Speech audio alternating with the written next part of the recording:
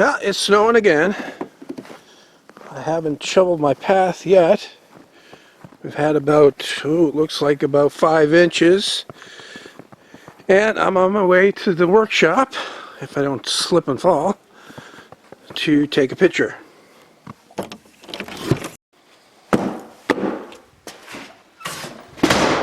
I'm doing an article on these boxes, and I didn't take a picture of the rabbit that I cut in the lid, so I gotta take a picture of that.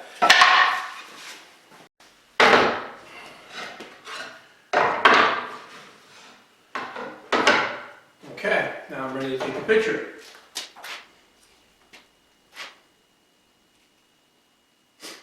Okay. Today's Friday the 17th of January, and you might be wondering what this is. This is a kind of a, I don't know, kind of an informal little thing that I wanted to start doing.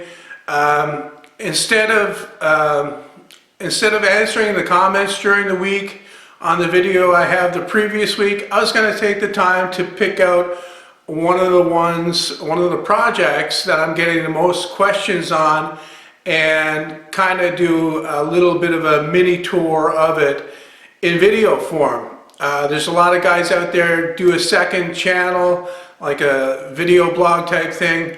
I've already got another channel of my house renovation channel, but I had no interest in starting another channel to do specifically this kind of thing. What I wanted to do was mix this in. Basically, you can look for these right before I release the new video for the week, if it comes out in a week. I try to do one per week, but sometimes circumstances make it so that I can't. So like I said, I just finished this project right here, and it's more or less the same thing as the bigger storage boxes, except smaller. And that video will be coming out tomorrow. Right above it is a project that I've gotten a lot of questions on ever since I put it on my shop tour video, and that is this heated paint cabinet. I use it to store paint, and especially the glue that in my cold shop. It's not that cold. I got a heater that's set to about 10 degrees Celsius. I don't know what that is in Fahrenheit. We don't do Fahrenheit here in Canada. But it keeps the glue at room temperature ready to use whenever I want to glue something up. All I need to just take it out of the cabinet here and use it. The cabinet is sealed with weather stripping all the way around to try to keep the heat in. The source of heat is this halogen bulb I have right here. It's a 60-watt bulb. I really don't recommend anything higher than a 60-watt. Depending on how cold it is in your shop, 60-watt light bulb might not get up to a temperature that's acceptable. You might have to do something else. To control the heat inside the cabinet, I've got a thermostat. This is a regular electric heater thermostat, a single pole one. That I bought at, I guess, Home Depot, and it controls the temperature inside the cabinet. Where it's mounted, I've got a kind of a block here to stop some of the heat from the light bulb getting over there, so it gives a more accurate reading of the temperature inside the cabinet. Right now I've got it set to 15 degrees. Inside the shop, like I say, it's about 10 degrees. So this has to make up the 5-degree difference. And 15 degrees inside here is a good temperature for the glue. On my website there's a full build article on this cabinet, and it goes into all the details, but I'll quickly run through them here. It's got shelves that are movable. I didn't do that in the normal way with shelf pins because I forgot to put the pinholes in when I made the cabinet. There's a gap between the shelves and the back of the doors that allow the heat to come up, so it gets right up to the top of the cabinet and keeps everything inside the cabinet warm.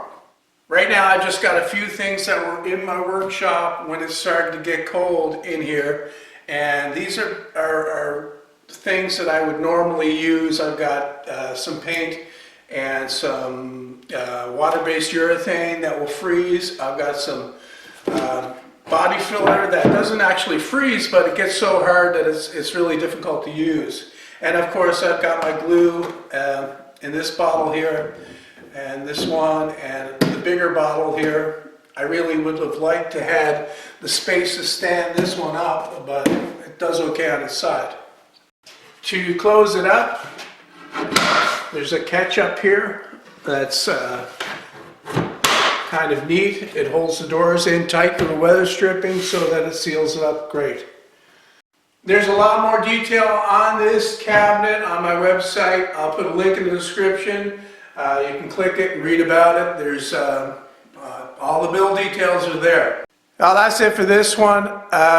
This is something that I've been thinking about for a while. I wanted to do something informal, you know, just a walk around, talk to the camera type thing, talk to you guys type thing. My channel has gotten a little bit too high production.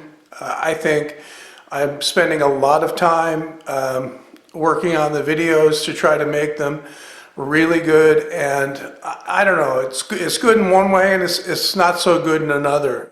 It's good, but it seems to be washing out some of the authenticity that was there in the beginning. I was, you know, in the beginning it was more, I didn't have any practice, I didn't know what I was doing.